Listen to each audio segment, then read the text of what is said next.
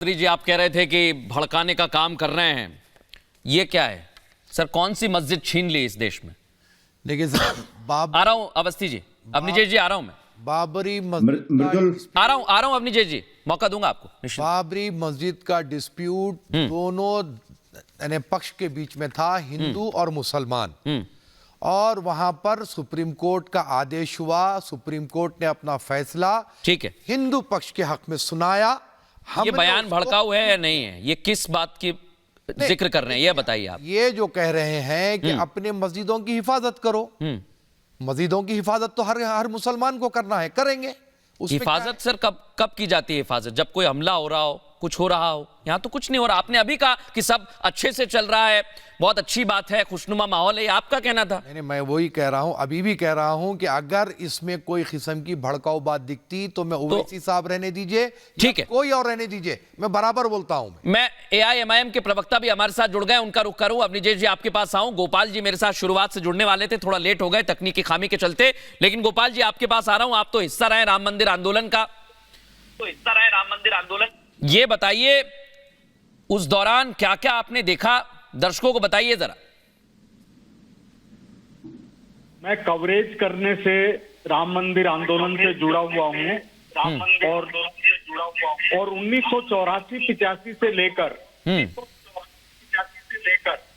6 दिसंबर 1992 तक हर प्रमुख घटना का गवाह रहा हूँ। मैंने देखा है कि किस तरह से मुलायम सिंह यादव के शासन में कार सेवकों का नरसंहार हुआ। मैंने देखा है किस तरह से 6 दिसंबर को जब बाबरी ढांचे से राम मंदिर के अवशेष निकले, मैंने देखा। गोपाल जी आपकी थोड़ी सी आवाज हमें दिक्कत कर रही है, मैं आपके पास फिर आऊंगा। आपने बताया आपने हर घटना को देखा है, लेकिन AIMIM के प्रवक्ता हमारे साथ जुड़े हुए हैं, मोहम्मद फरहान।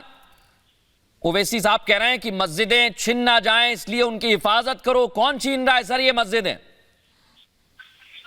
अभी आपने ओवैसी साहब का बयान चलाया। ओवैसी साहब अपने बयान में कह रहे हैं कि मस्जिदों को आबाद करो, और अगर मस्जिदों को आबाद नहीं करने की वो बात करते, भाई अब इस्लामिक आदमी हैं, उन्होंने ये अपील की है, जो मुसलमान नमाज पढ़ने के लिए मस्जिद में नहीं जा पा रहा है, घरों में पढ़ रहा है, उन्होंने तो ये अपील की है लोगों से कि भाई मस्जिदों को आबाद करो, और आबाद करने से मस्जिद मजबूत होगी। ठीक है, तो इसमें कौन से भड़काऊ बयान नहीं किया? ठीक है। अब मैं कहना चाहूंगा, आपने एक बात कही, मैं एक छोटा सा सवाल आपसे करता हूं, आप फिर अच्छा जवाब दीजिएगा। मस्जिदें छिन ना जाएं, आपने कहा मस्जिद में लोगों को नमाज पढ़ने के लिए कह रहे हैं आबाद करें, अच्छी बात है, कहना चाहिए। मस्जिदें छिन ना जाएं, कौन छीन रहा है? मैं आपसे पूछ रहा हूं, कौन छीन रहा है? ठीक है, मेरी बात सुनिए। पंजाब एक ऐसा प्रांत है जहां पर कई ऐसी मस्जिदें हैं, आबाद न होने की वजह से आज वहां पर लोग भैंसे बांधते हैं। शायद आप गए नहीं होंगे, या अगर नहीं गए हैं तो अपने रिपोर्टर को भेजकर पता कराइए। जब मुसलमान मस्जिदों में नहीं जाएगा तो वो मस्जिद आबाद नहीं हो पाएगी। जब आबाद नहीं होगी तो उस पर कोई ना कोई से कब्जा हो जाए। मोहम्मद फरहान, आपसे मैं एक चीज पूछना चाह रहा हूं, आप मुझे 5 मस्जिदों के नाम बता दीजिए जो छीन ली गई हैं। आपने कहा मैंने नहीं पढ़ा, मैं मान लेता हूं, और आपसे कह रहा हूं आप दर्शकों को आज 5 मस्जिदों के नाम बता दीजिए जो छीन ली गई हैं। चलिए मैं आपको समय दे रहा हूं, कोई नहीं टोकेगा बीच में, ये भी कह देता हूं, बताइए। देखिए, एक मस्जिद तो आपके सामने है, बाबरी मस्जिद। दूसरी ज्ञान व्यापी जो छीनने की कगार पर है। आप कहां की बात कर रहे हैं? आप कहां की बात कर रहे हैं मोहम्मद फरहान?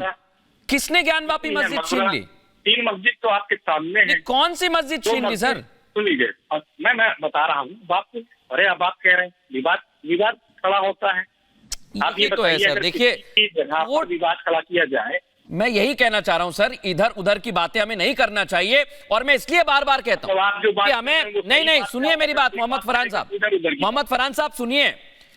कादरी साहब बगल में बैठे हुए हैं मेरे, और वो कह रहे हैं कि अच्छा खुशनुमा माहौल रहना चाहिए, तो इसे खुशनुमा माहौल रहने दीजिए, इस पर आपत्ति दर्ज ना कराइए। मैं आ रहा हूं फरहान साहब आपके पास,